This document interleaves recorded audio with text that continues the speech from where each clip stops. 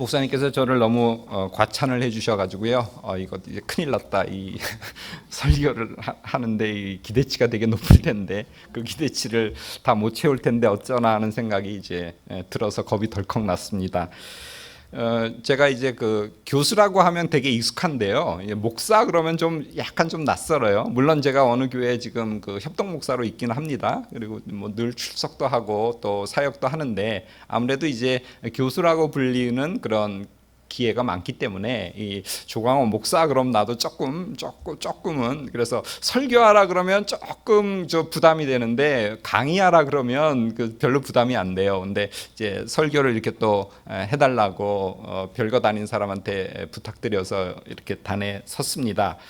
30여 년 전이에요. 제가 청년 시절에 교사를 했습니다. 그래서 이제 서로 뭐 짝기도를 하고 중보기도를 하는 시간이 있었어요. 그때 청년부를 지도하시는 그 전도사님이셨는데 전도사님하고 저가 이제 한 짝이 돼서 서로 기도 제목을 얘기하고 서로 기도해 주는 시간이 있었어요. 그래서 전도사님이 저한테 묻더라고요. 뭘 기도해 주셨으면 좋겠냐 그럴 때 제가 무슨 제목을 부탁을 드릴까 생각하다가 제가 그때는 아직 젊으니까 제가 미래를 잘 준비할 수 있도록 지혜를 주셔서 지금 이때 미래를 위해서 잘 준비하는 그런 제가 될 수 있도록 기도해 달라고 그렇게 기도 제목을 드렸던 기억이 아직도 생생하게 납니다. 자, 그리고 한 30 몇 년이 지났어요. 그때부터 과연 제가 미래를 잘 준비해가지고 지금까지 왔는지 이렇게 돌이켜 볼 때 그렇지 못하다. 그때도 벌써 미래를 잘 준비해야겠다는 생각은 있었는데 이게 생각뿐이고 지금 어느 정도 이제 제가 내일 모레 60이거든요. 그 이제 60을 바라보는 그런 나이에 왔는데 과연 내가 미래를 잘 준비해서 지금 이 자리에 서 있는지 좀 이제 의문이 듭니다. 여러분들 아침에 일어나서 뭐 세수하고 뭐 면도하고 화장하고 할 때 자기 얼굴을 보지 않습니까? 이 세상에서 가장 불만스러운 사람이 누굴까요? 저는 저 자신이라고 생각해요. 거울을 볼 때마다 아이고 이 광호야 너 지금 어떻게 살고 있냐, 왜 좀 더 왜 그 모양 그 꼴이냐라고 하면서 제가 제 자신 누구보다도 제일 불만인 대상이 제 자신인 것 같아요. 그리고 가장 내가 극복해야 될 자신이 또 자기 자신인 것 같습니다. 우리의 싸움은 세상의 어느 누구와의 싸움보다도 가장 기본적으로 먼저 내 자신하고 싸우는 싸움의 연속이라고 저는 생각해요. 뭐 저보다 이제 연배가 많으신 분들이 있어서 제가 이런 말 하기 조금 죄송스럽지만 이제 좀 살 만큼 산 것 같아요, 저도. 그래서 별로 지금 그 두려움이 없어요. 뭐 겁나는 게 없어요. 뭐 이제 뭐 지금까지 이만큼 살았는데 뭐 이제 뭐 더 여한은 있겠지만 뭐 그냥 한은 없이 그냥 이렇게 갈 것 같습니다. 그런데 두려운 것이 있다면, 지금 겁나는 것이 있다면 저는 딱 한 가지예요. 시간이 빨리 가는 거. 왜 이렇게 시간이 빨리 갑니까? 올해도 벌써 지금 6월이잖아요. 올해도 벌써 반이 지났어요. 조금 있으면 이제 더운 그 여름 지나고 나면 이제 찬바람 불면 벌써 한 해가 다 지나지 않습니까? 그래서 저는 지금 제일 겁나는 게, 제일 무서운 게, 두려운 게 이렇게 시간이 빨리 가는 것입니다. 그래서 시편 90편 10절에 보면 이런 말씀이 있죠. 자막 한번 띄워주시겠습니까? 우리 다 같이 읽어볼까요? 시작. 우리의 연수가 70이요 강건하면 80이라도 그 연수의 자랑은 수고와 슬픔뿐이요 신속히 가나니 우리가 날아가니이다. 우리가 날아간다. 시간이 화살처럼, 그러니까 쏜살같이 날아간다고 시편 기자가 벌써 몇천 년 전에 그렇게 고백을 했습니다. 그때 그랬는데 지금은 얼마나 이 세상이 빨리 변합니까? 그러니까 더욱더 시간이 빨리 갑니다. 나이가 들수록 이제 앞으로 살 날이 상대적으로 점점 줄어들지 않습니까? 그래서 저는 하루하루가 정말로 더 소중하다는 생각이 들어요. 20대, 30대 때는 아직 뭐 내가 살 날이 창창하니까 뭐 이 하루 정도야, 뭐 일주일 정도야, 아니면 1년 정도야 아무것도 아니라고 생각하는데 지금은 이 하루하루, 한 달, 또 1년이 얼마나 소중한지 모르겠습니다. 점점 나이가 더 들면 들수록 살 날이 적게 남았기 때문에 아마도 더 하루하루가 귀중할 거라고 저는 생각합니다. 그래서 시간을 정말로 잘 활용해야겠다는 생각을 점점 하게 됩니다. 여러분들도 시간을 잘 활용하시면서 사시는 그런 여러분이 되시기를 바라요. 그래서 저는 지금 생각하는 게 어떻게 하면 가성비가 가장 뛰어난 그런 시간 활용을 할 것인가를 늘 생각합니다. 그러기 위해서는 무엇보다도 다음 화면 띄워주시겠습니까? 이 목표가 분명해야겠죠. 삶의 목표, 내가 무엇을 지향하면서 살아가야 되는지엔 목표가 분명해야지만 그 목표를 향해서 내가 일로 매진할 수 있을 겁니다. 저는 이렇게 생각해요.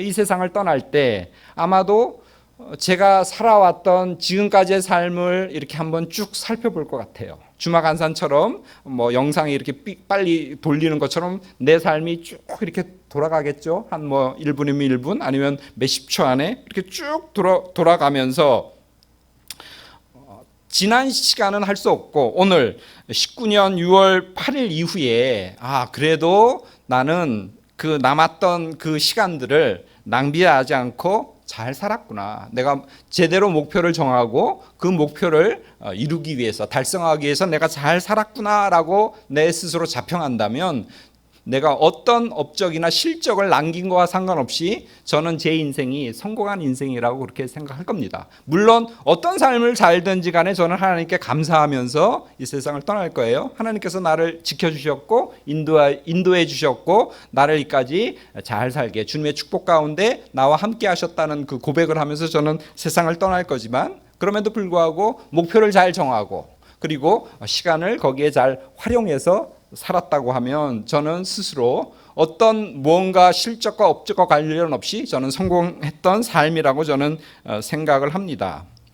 지금 어렵고 힘든 그런 시대고 세상이기 때문에 더욱더 우리는 시간을 잘 활용해야 될 것입니다. 지금 4차 산업 시대로 진입하고 있지 않습니까? 그래서 정보화 사회다 뭐 이러고 이제 뭐 5G 시대다 이렇게 이야기를 하죠. 과거에 석유나 화학이나 아니면 자동차나 조선 등을 대표하는 그런 거대한 산업들은 이제 져가고 있고요. 그 다음에 구글이나 아마존이나 페이스북이나 뭐 손정희의 소프트뱅크나 아니면 중국의 화웨이라든가 알리바바 등등 새로운 기업들이 세계를 주도합니다. 그리고 그 기업들이 나름대로의 플랫폼을 만들어 가지고 그 플랫폼으로 이 세계를 리딩하기 위해서 서로 각축전을 벌이고 있죠. 미국이 지금 중국을 저렇게 때리는 것도 중국이 더 이상 크지 못하기 위해서 지금 무역 전쟁을 하고 있는 것이 아니겠습니까? 누가 승자가 될지 지금 아직은 아무도 모릅니다. 그렇게 하루하루가 정말로 빨리 변하고 있는 그러한 세상 속에서 우리는 살고 있습니다. 경제적 측면에서 보면 2008년 리먼 브러더스 사태가 터진 이후에 이 경제적인 버블이 계속 지속되고 있죠. 지금 세계 부채가 250조 달러에 이른다고 해요. 그리고 그 부채가 지금 점점 더 커지고 있습니다. 우리나라 4월 달 경상수지가 6억 6천만 달러 적자가 났어요. 그래서 이제 7년 만에 처음으로 경상수지가 적자로 돌아섰다고 하거든요. 그리고 안전자산인 금이 지난주에 온스당 1,300불을 넘었습니다. 그래서 3년 이래 최고가예요. 위기가 오면 이런 안전자산들의 가격이 오르지 않습니까? 그래서 이게 지금 이 세계 경기가 어떻게 될지 정점을 찍고 하강하는 건지 아니면 그래도 어느 정도 이 수준을 유지할지 지금 누구도 모르는 아주 불확실한 그런 세상 속에서 살고 있습니다.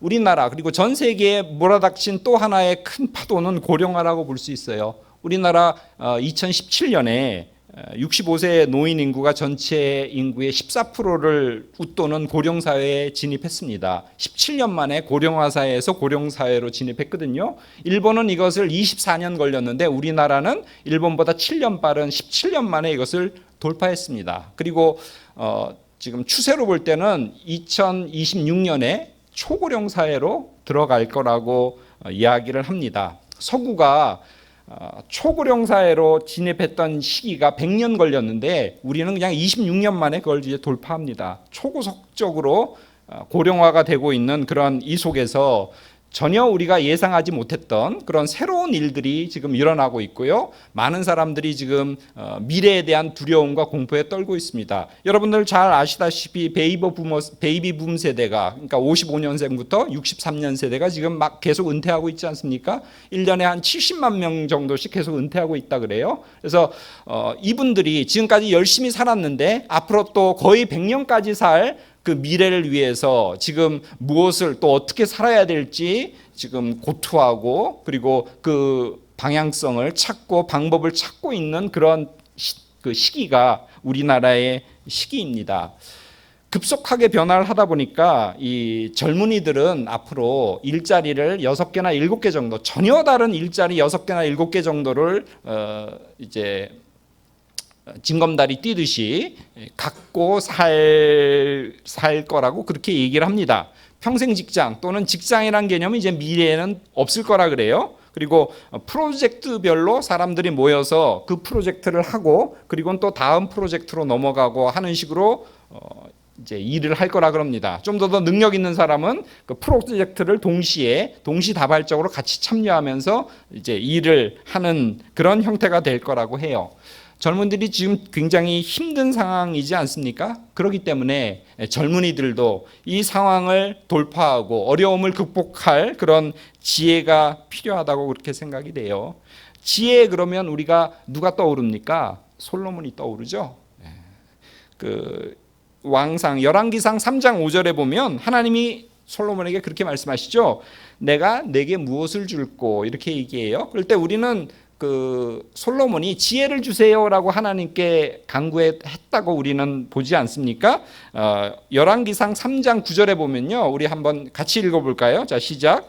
듣는 마음을 종에게 주사 주의 백성을 재판하여 선악을 분별하게 하소서. 솔로몬이 하나님께 구했던 건 이거예요. 그러니까 듣는 마음을 달라고 하나님께 기도했다는 거예요. 듣는 마음. 우리는 이걸 통상 지혜를 달라고 간구했다고 우리는 생각하는데 그게 아니라 듣는 마음을 달라고 하나님께 얘기했습니다. 이걸 보면요, 듣는 마음, 남하고 눈높이를 맞춰서 공감하면서 동감하면서 듣는 마음을 갖는 것이 지혜의 가장 근본이 아닌가, 이렇게 생각하게 됩니다. 얼마 전에 800명의 직장인들에게 물었어요. 그리고 신입사원에 대해서 평가를 해달라고 물었거든요. 그랬더니 52%가 업무의 기본 지식이 부족하다, 이런 그 설문을 냈어요. 그게 1위입니다. 그리고 2위는 49.5%가 예의 범절이 없다, 그렇게 얘기를 했어요. 항상 그 위 세대는 아래 세대한테 그 예의 범절이 없다고 그렇게 얘기를 하죠. 그리고 그 다음 세 번째가 43.3%인데 의사소통 능력이 부족하다, 이런 그 설문을 했습니다. 1위 업무에 대한 기본 지식이 부족하다는 건 이해가 가요. 신입사원이니까 업무에 대해서 잘 모르는 건 당연하죠. 그런데 2위 예의가 없다, 또 3위 의사소통 능력에 문제가 있다는 것이 2위고 3위라는 사실을 제가 알고는 깜짝 놀랐어요. 사실 아랫사람은 예의 발라야 하는 게 당연하지 않습니까?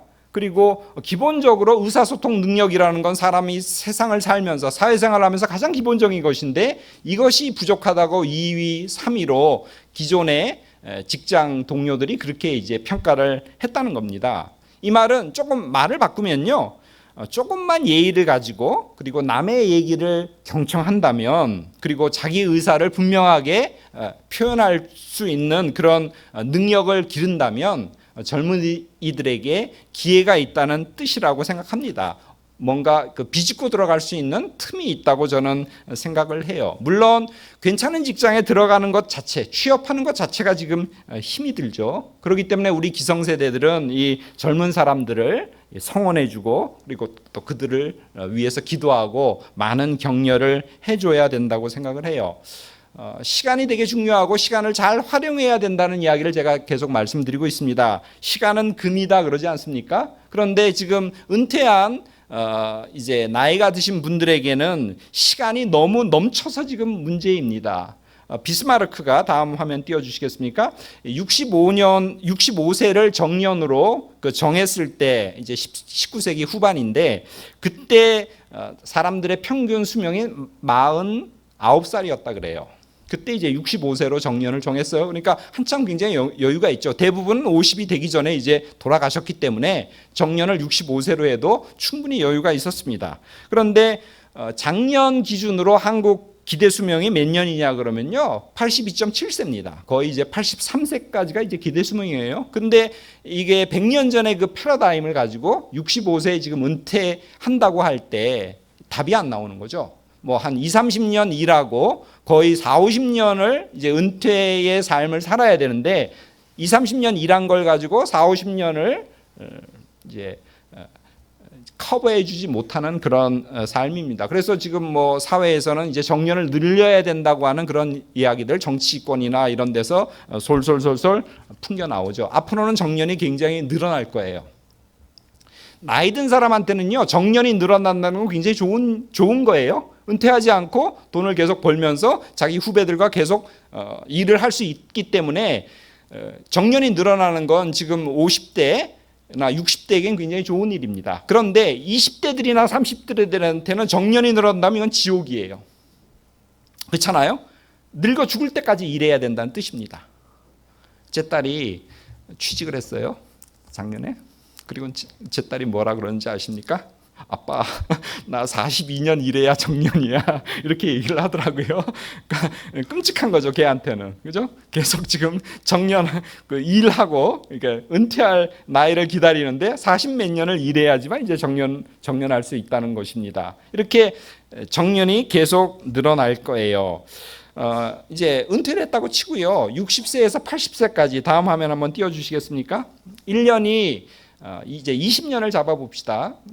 이제 이 정도 나이면 어느 정도 건강하게 뭔가를 할 수 있는 그런 나이라고 치고요. 1년에 365일이지 않습니까? 그리고 365일이 24시간이죠. 그럼 1년에 총 8,760시간이 됩니다. 그리고 이것을 이제 20년으로 곱하면 17만 5,200시간이 돼요. 근데 하루를 다 쓰지는 못하니까 뭐 3분의 1은 자고 그다음에 3분의 1은 뭐 밥 먹고 뭐 다른 일을 한다고 치고 하루에 적어도 이제 8시간은 시간이 남는다고 쳐봅시다. 그러면 그 17만 5,200시간에 그 3분의 1을 곱하면 5만 8천여 시간이 돼요. 거의 이제 6만 시간이나 되는 시간이 남는 거죠. 여러분, 그 1만 시간의 법칙이라는 말 들어봤습니까?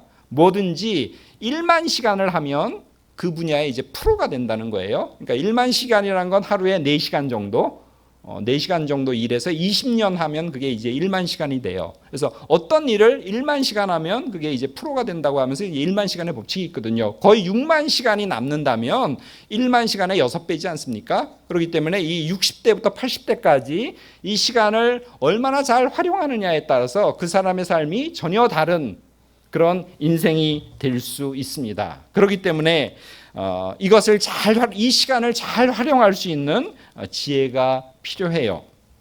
현대는 과시사회이지 않습니까? 그래서 자기가 가진 지위나 부나 권력을 남들한테 보이고 자랑하려고 애쓰는 시대입니다. 그리고 덜 가진 사람은 남과 비교해서, 아니면 원치 않는데 남에 의해서 비교를 당해서 좌절감이나 열등감에 빠지기가 쉽죠. 그리고 더 가진 사람, 더 잘난 사람은 상대적으로 우월한 감정에 휩싸이기 쉽습니다. 또 현대는 이 소비 시대 아닙니까? 그래서 남과 비교하게 만들고, 그리고 내게 없는 것을 자꾸 이제 갖고 싶어 하게 만들지 않습니까? 뭐 TV 광고나 모든 언론 매체들이 이것들이 필요하지 않냐 그러면서 더 사라 그러고 우리의 탐욕을 부추기죠. 그래서 소비를 더 많이 하게 됩니다. 이런 환경 속에서 우리는 종종 남과 나를 비교하면서 남을 부러워하게 됩니다. 저는 앞으로 젊은 사람이고 또 나이 드신 분이고 간에 어떻게 살아야 될 것인가, 어떤 지혜를 갖고 어떤 목표를 정하고 우리가 살아야 될 것인가라고 할 때 제일 먼저 부러워하지 말라는 말씀을 드리고 싶어요. 남하고 비교하지 말라라는 말씀을 드리고 싶습니다. 부러워하면 진다는 그런 이야기가 있지 않습니까? 특별히 물질적인 것, 그리고 외적인 것의 기준에서 남과 비교하면서 남과 나를 이제 비교하는 과정 속에서 남을 부러워하는 그런 잘못된 우를 범하지 마시기를 바라요. 어떤 역사학자가 이렇게 말했어요. 꽤 이름 있는 역사학자예요. 알렉산더는 헛살았다 이런 말을 해요. 화면 띄워주시겠습니까? 알렉산더 대왕이죠. 뭐 조금 세게 말하면 알렉산더는 헛짓을 했다는 거예요. 그가 다음 화면 보여주세요. 동쪽으로 갔죠. 거의 4,250km나 되는 그 동쪽으로 가서 그 인도의 인더스강까지 진출해서 그 지역을 다 차지했거든요. 알렉산더는 동쪽으로 가지 말고 서쪽으로 가야 됐다고 그 역사학자는 말합니다. 왜냐하면 이 동쪽은요, 그 페르시아 제국이라고 하는 나름대로의 언어, 고유한 언어를 가지고 고유한 역사와 문화를 가진 나라가 다스리고 있었다는 겁니다. 일시적으로 그런 나라를 무력으로 점령할 수는 있지만, 그러나 독자적인 언어와 문화와 그리고 또 역사를 가진 나라는 그 힘이 빠지면 다시 일어난다는 거예요. 그래서 알렉산더 대왕이 저기 인도까지 갔지만 결국 그 지역은 다시 독립해서 비서구권이 되었다는 겁니다. 반면에 이쪽 서쪽은요, 그 로마도 아직은 그때 신생 국가였어요. 그래서 힘이 별로 없었고요. 계속 그 이탈리아 안에서 계속 나누어져 있었습니다. 그리고 저쪽 유럽은요, 완전히 그 야만인들이 살고 있었어요. 게르만족들이 살고 있었거든요. 아무 문화나 역사나 언어가 없던 그런 황무지입니다. 그렇기 때문에 알렉산더 대왕이 한 2,000km밖에 안 되는 서쪽으로 갔다면 더 어떤 그 서구 문명을 그리스 문화의 기초에서 올바르게 세울 수 있었고요. 인류 역사에 더 많은 것들을 공헌할 수 있었다는 겁니다. 그러니까 결국 서쪽으로 가느냐 동쪽으로 가느냐, 목표를 어디에 정하느냐가 굉장히 중요하다는 것입니다. 긴 시간의 흐름에 봤을 때는요, 최종 승자가 누구인지가 이제 전혀 다른 기준에 의해서 결정된다는 것입니다. 알렉산더 대왕 그러면 어마어마한 권력을 가진 사람 아닙니까? 그리고 그 페르시아의 그 부를 차지했죠. 그래서 역대의 역사상 가장 부자가 된 사람이에요. 그럼에도 불구하고 그 사람을 500년, 1000년, 뭐 1500년의 잣대로 보면 그 사람이 잘못 판단했고 잘못된 헛된 것에 그의 수고와 노력을 기울였다고 그 역사학자는 그렇게 얘기해요. 서쪽으로 가야 된다고 이야기를 하는 거죠. 우리에게 필요한 건요, 지금 눈앞에 보이는 어떤 화려한 업적이나 실적이나 명성이 아니라 올바른 방향, 이것이 정말로 올바른 방향인지, 이것이 정말로 하나님이 원하시는 그런 목표인지, 이것을 가름하는 그런 선구안이 필요하고 그런 지혜가 필요하다고 저는 생각해요. 그래서 다음 한번 볼까요? 내일 종말이 오더라도 오늘 한 그루의 나무를 심겠다고, 이게 스피노자가 했다고 그렇게 전해지고 있어요. 그런데 이것을 루터가 했다고 그렇게 얘기를 하더라고요. 그런 내일 종말이 오더라도 오늘 그 건설적이고 인류에 도움되는 한 그루의 나무를 심겠다고 하는 그런 어떤 그 굳굳하게 굳건하게 내일을 해가는, 당당하게 내일을 해가는 그런 태도가 우리에게는 필요하다고 생각합니다. 저는 여러분께 초조해하지 말 것을 권해요. 이것은 저한테 하는 말일 수도 있어요.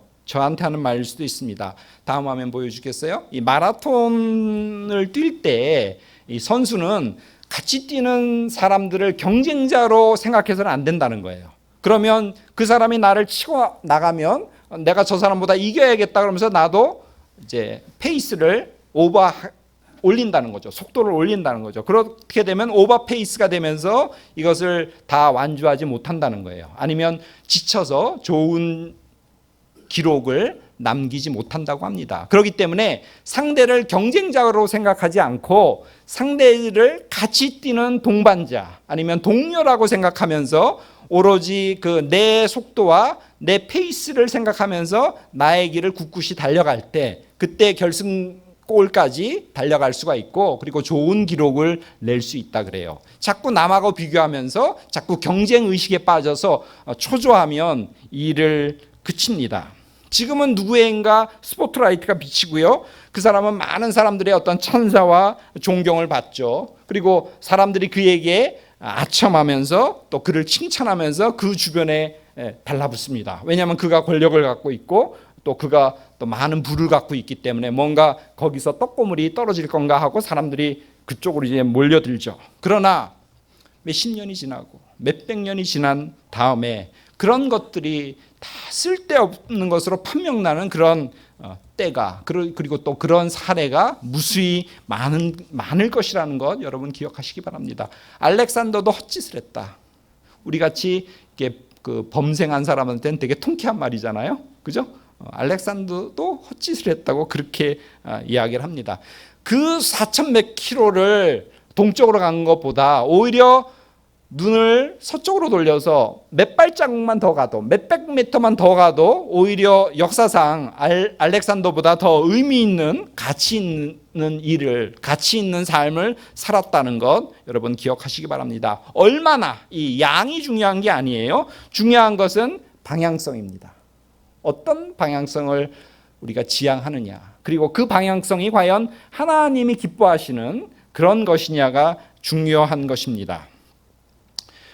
우리에게 중요한 것은요, 오늘날 어떤 항상심을 가지고 그리고 그 자존감을 유지하면서 내 인생을, 각자의 내 인생을 살아가느냐, 이것이 이제 중요해요. 자꾸 세상은 남과 나를 비교시킵니다. 그리고 자꾸 나를 초라하다고 그렇게 느끼게 만들어요.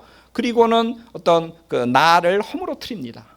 그럴 때 거기에 휘둘리지 않고 내가 소중한 존재라는 것들을 생각하면서 내 인생을, 하나님이 기뻐하시는 내 인생을 나름대로 살아나가는 것, 이것이 굉장히 중요하다고 생각해요. 어떻게 하면 나를 지켜낼 것인가, 이것이 중요합니다.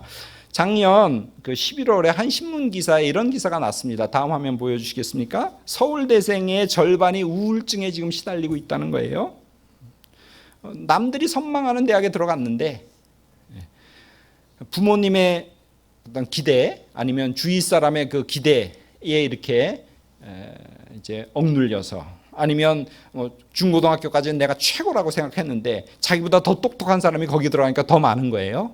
그리고 뭔가 내가 큰 걸 이룰 수 있다고 생각했는데 거기 들어가서 보니까 내가 이룰 수 있는 어떤 양이나 내가 이룰 수 있는 것이 별 생각보다 그렇게 크지 않은 거예요. 그러니까 좌절하고 절망하면서 50%가 우울증에 시달리고 있다고 해요.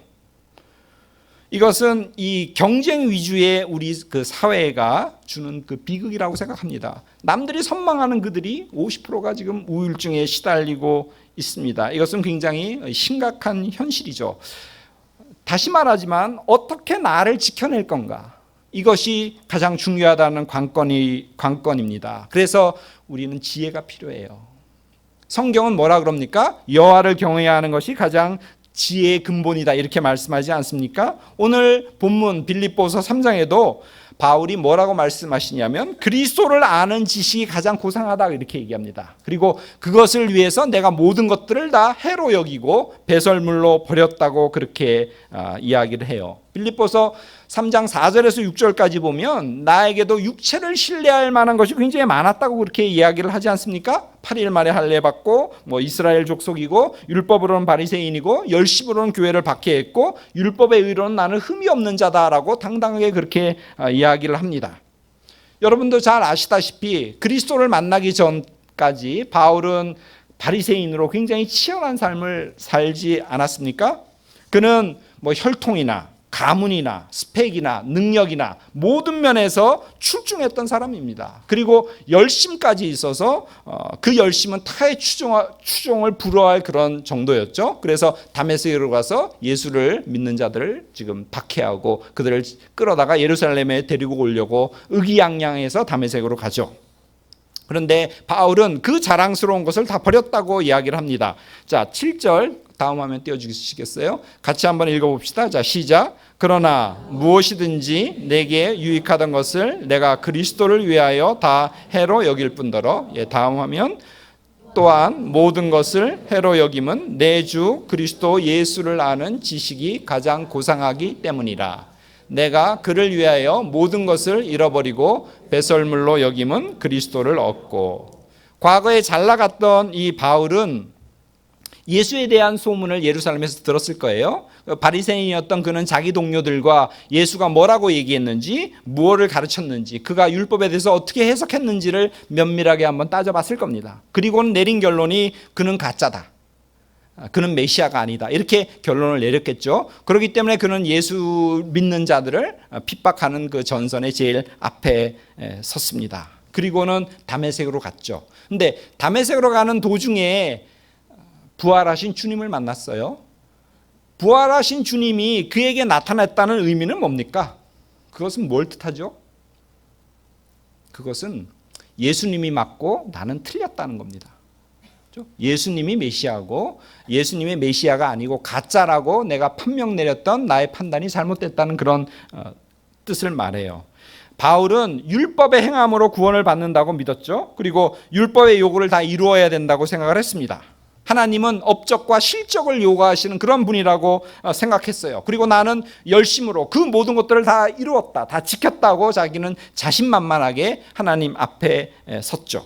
나는 율법의 의로는 흠이 없다고 생각하고 그런 자부심으로 가득 넘쳤습니다. 이 자부심이 어떻게 되냐면 자만심으로 변하죠. 그리고는 율법대로 살지 못하는 자들을 깔보거나 얕보는, 그래서 잘못된 우월주의에 그는 빠져 있었습니다. 그런데 예수님의 메시지는 뭡니까?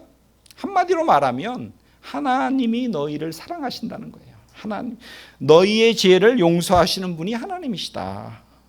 하나님이 원하는 것은 무슨 율법을 지키느냐 이런 것이 아니라 통회하는 심령, 그리고 상한 마음을, 상한 심령을 하나님께서 원하신다는 것입니다. 하나님이 원하시는 것은 형식적인 종교 행위가 아니라, 그리고 작구적이고 문자적인 성경 해석도 아니다라는 거죠.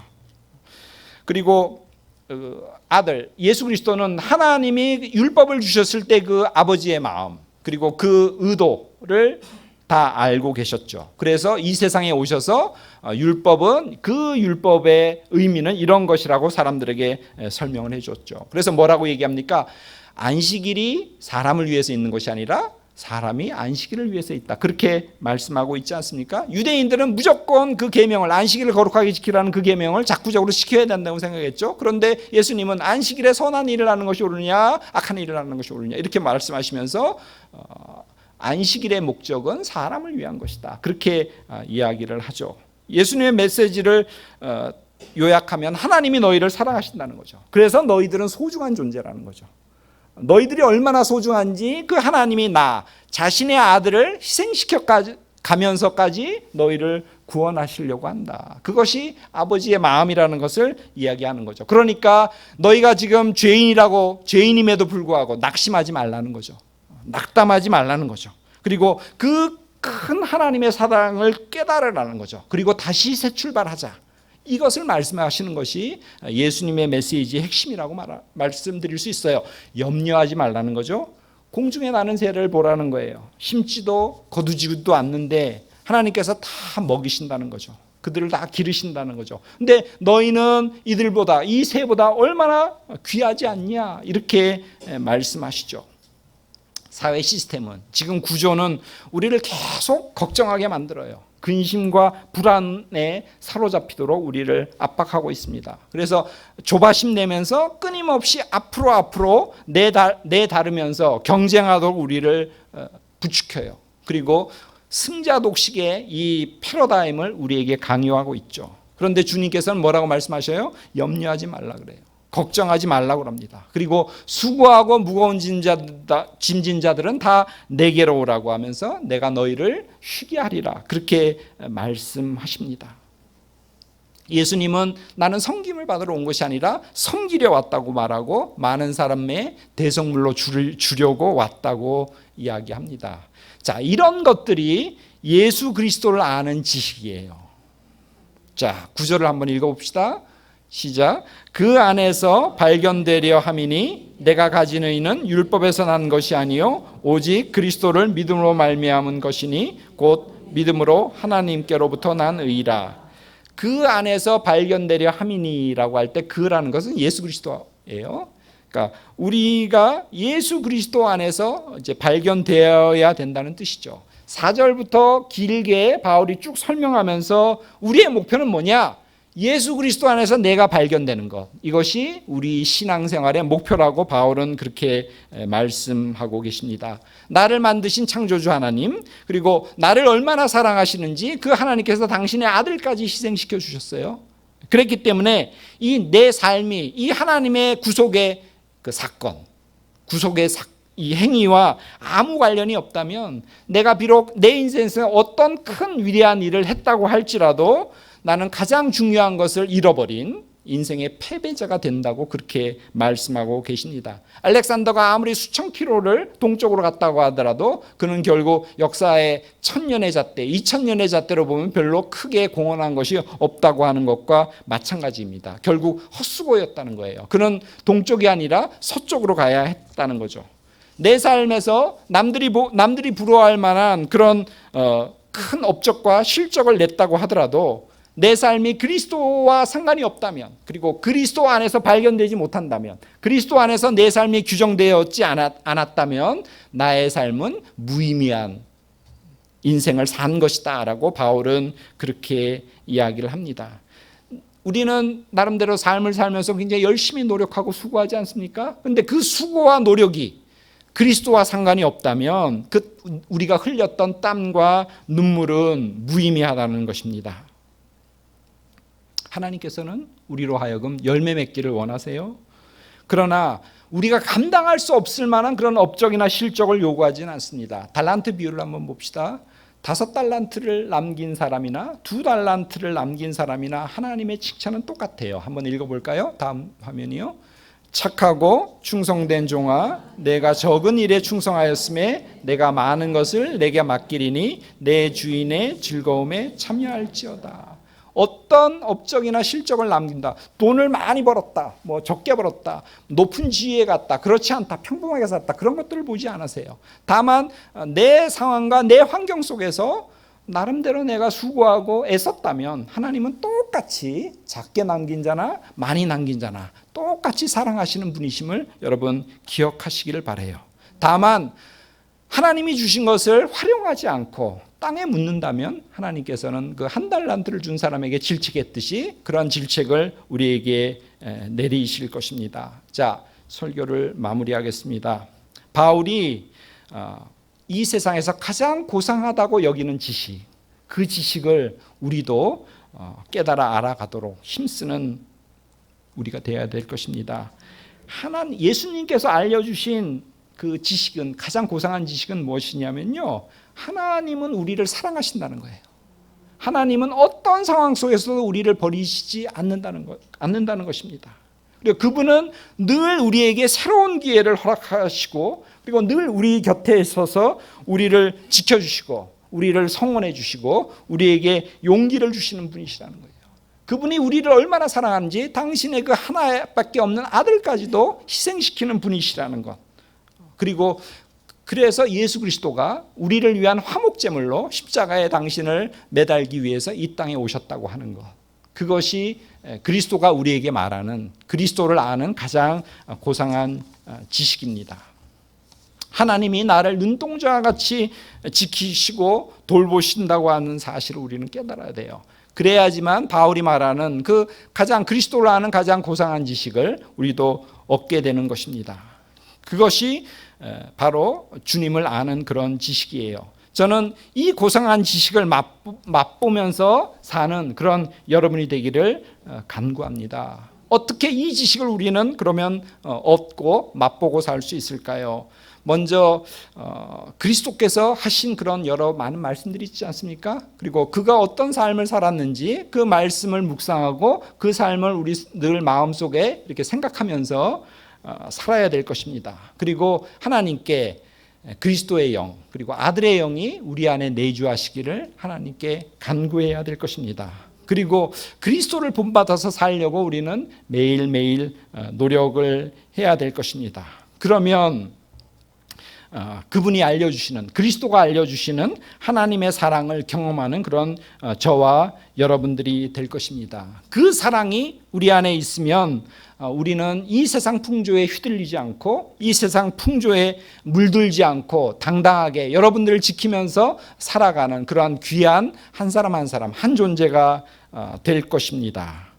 그리고 아무리 우리의 삶이 힘들어도 그 하나님의 사랑이 우리 안에 거한다면 모든 일을 넉넉히 이기는 그런 여러분들이 될 것입니다. 마지막으로 로마서 8장 37절 한 구절만 읽고 말씀을 마치겠습니다.